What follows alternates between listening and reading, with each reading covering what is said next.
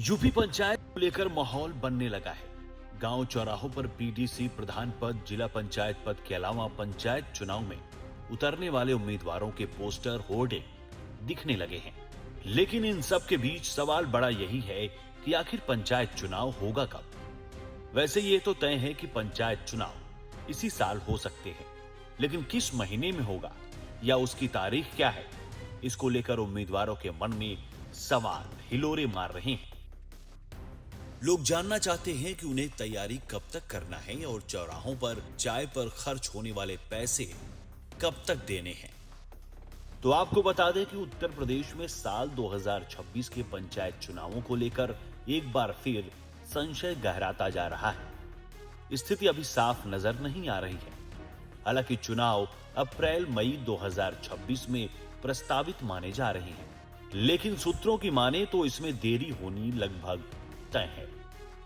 दरअसल यूपी में हर पंचायत चुनाव से पहले पिछड़ा वर्ग आयोग का गठन किया जाता है। इसी आयोग की रिपोर्ट के आधार पर ग्राम पंचायत, नगर पंचायत और जिला पंचायतों में आरक्षण तय होता है। पहले अंतिम सूची जारी होती है, फिर आपत्तियां ली जाती हैं और इसके बाद फाइनल आरक्षण सूची सामने आती है। पूरी प्रक्रिया में आमतौर पर 3 से 5 महीने का समय लग जाता है। जानकारों की माने तो अगर आयोग का गठन मार्च 2026 में भी होता है, तब भी आरक्षण प्रक्रिया जुलाई तक जा सकती है और ये संभावित है। पूरी तरह से साफ नहीं है कि जुलाई में चुनाव हो ही जाए।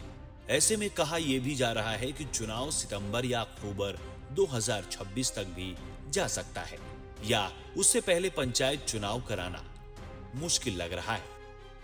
लेकिन अगर ऐसा हुआ तो यह टाइमिंग सियासी दलों के लिए सबसे बड़ी परेशानी बन सकती है, क्योंकि इससे ठीक बाद जनवरी-फरवरी 2027 में उत्तर प्रदेश विधानसभा चुनाव भी प्रस्तावित है। ऐसे में उसकी तैयारियों के लिए भी पर्याप्त समय चाहिए।